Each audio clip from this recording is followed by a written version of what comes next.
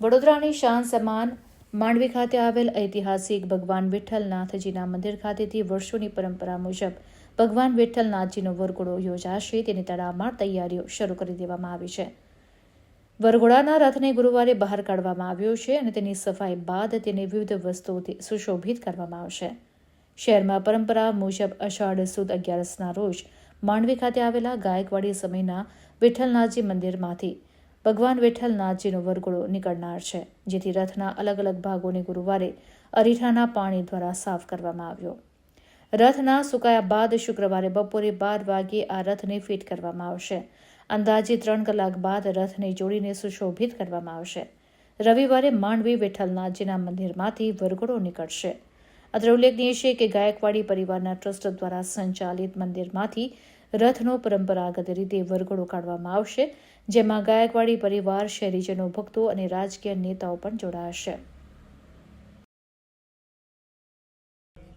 તારીખ 6/7/2025 ને રવિવારે દેવપોઢી એકાદશી નિમિત્તેનો શ્રી વિઠ્ઠલનાથજી ભગવાનનો 216મો વરઘોડો નગરયાત્રા માટે નીકળશે।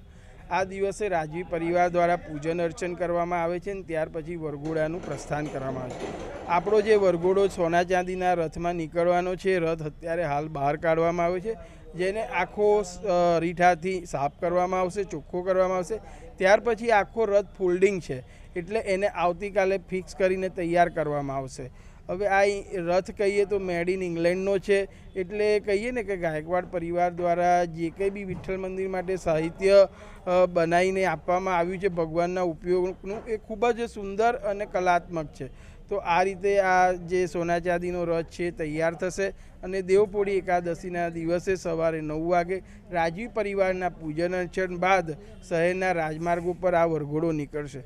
વર્ષોથી પરંપરા એવી રહી છે કે આપણો વરઘોડો માંડવીની વચલી કમાનેથી નીકળતો હોય છે, પણ હાલમાં જે રીતે માંડવીની જર્જરિત હાલત છે ને એમાં રિસ્ટોરેશનનું કામ ચાલી રહ્યું છે ને ગડરો લગાવેલા છે, એના કારણે આપણો આ રથ માંડવીની વચ્ચેથી નીકળી શકે એમ નથી। પણ આપણે આપણી પરંપરાને જાળવી રાખવા માટે ભગવાનને ચાંદીના નાના સુખપાલમાં માંડવીમાંથી પસાર કરીશું અને માંડવી પાસે બહાર આ રથ ઊભો રાખીશું ને ત્યાં ભગવાનને આ રથમાં બેસાડીશું। ત્યાર પછી આ આપણો રથ છે બપોરે 1 વાગે કીર્તિ મંદિરમાં આવેલા કેદારેશ્વર મહાદેવ પહોંચશે, જ્યાં હરિહર મિલન ભેટ થશે, પૂજન અર્ચન, આરતી બાદ વરઘોડો લગભગ 2:30 વાગે નીકળી ત્યાંથી ને 4:30 સુધીમાં મંદિરમાં પરત આવશે। તો સદર વરઘોડામાં આવવા માટે ભાવિક ભક્તોને ભાવભર્યું આમંત્રણ છે। વરઘોડાના દિવસે કહીએ તો વહેલી સવારે 3 વાગે મંગળા આરતી છે, 7 વાગે શૃંગાર આરતી છે, 8 વાગે રાજભોગ આરતી છે, 9 વાગે વરઘોડાની આરતી થશે। ત્યાર પછી વરઘોડો નીકળશે અને લગભગ 4:30 વાગે મંદિરમાં પરત આવશે। રાતે 9 વાગે શયન આરતી થશે। દર્શન કહીએ તો જ્યારે વરઘોડો બહાર નીકળશે સવારે 9થી કે રાત્રિના 10 સુધી ભક્તો માટે મંદિરમાં દર્શન ખુલ્લા રહેશે।